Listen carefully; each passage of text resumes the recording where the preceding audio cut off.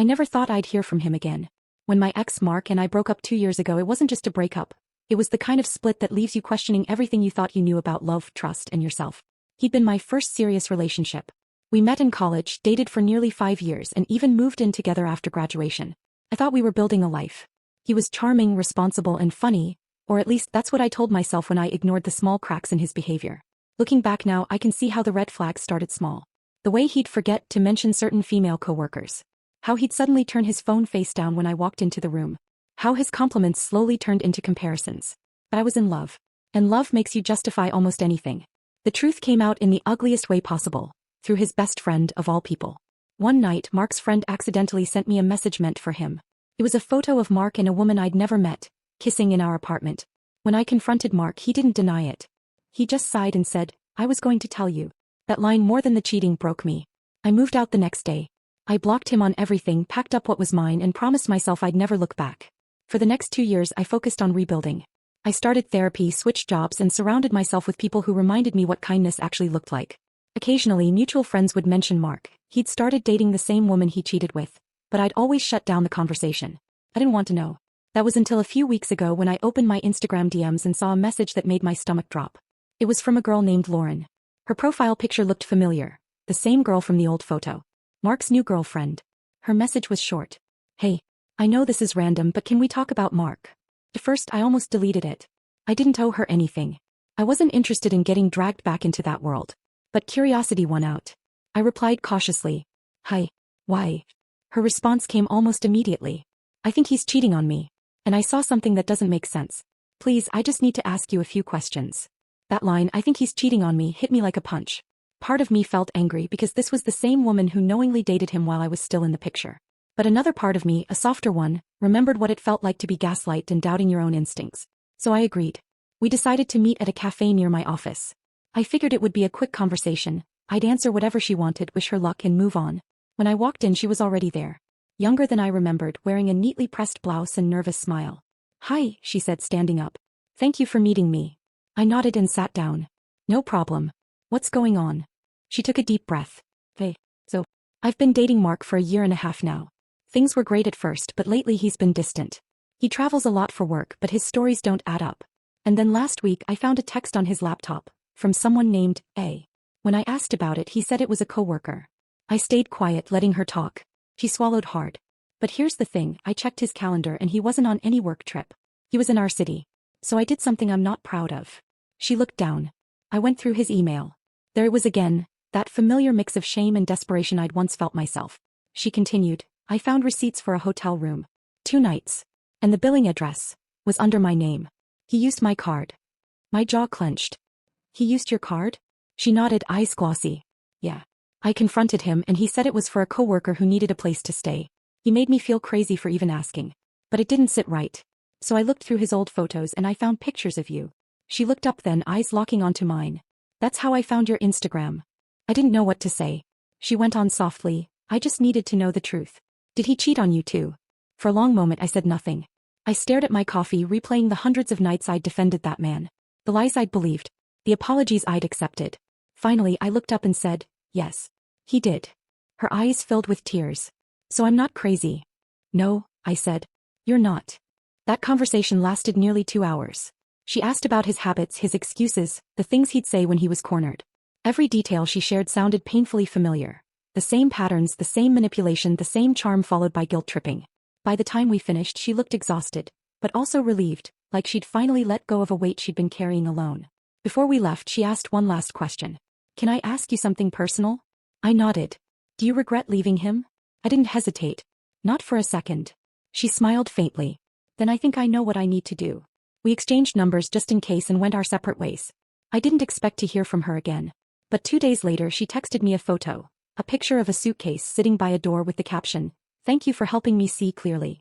That was it. No explanation, no follow-up. Just closure. For me, that might have been the end of it, except a week later Mark called me. I didn't even know how he got my new number.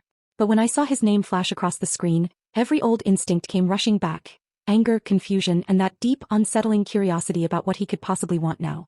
Against my better judgment, I answered. "Hello." His voice came through too casual.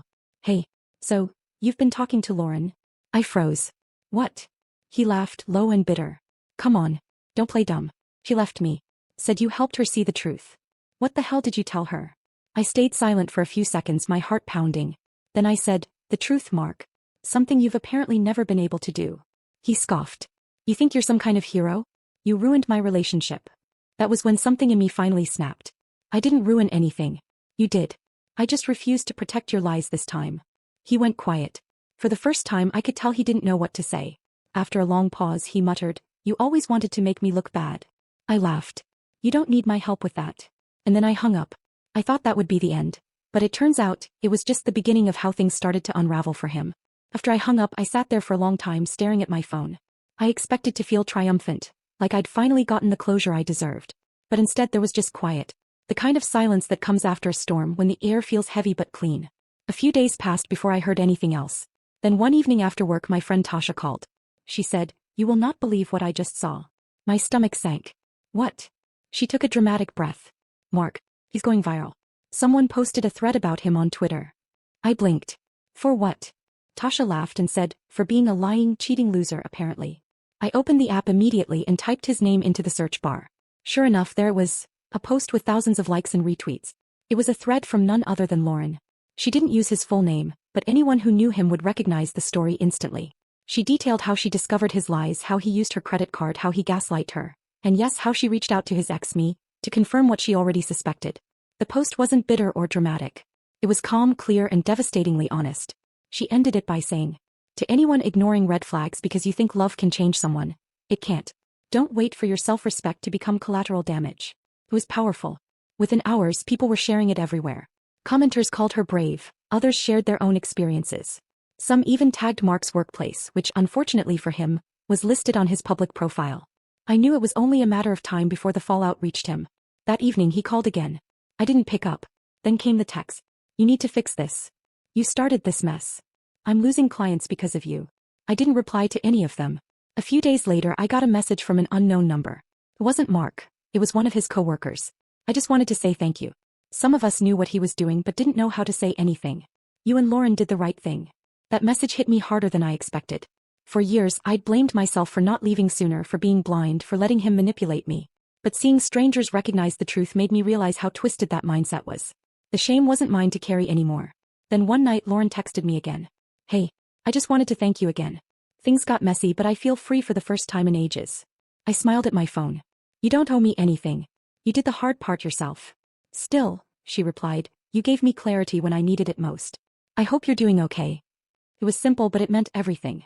About a month later I ran into Mark by complete accident. It was at a friend's birthday dinner.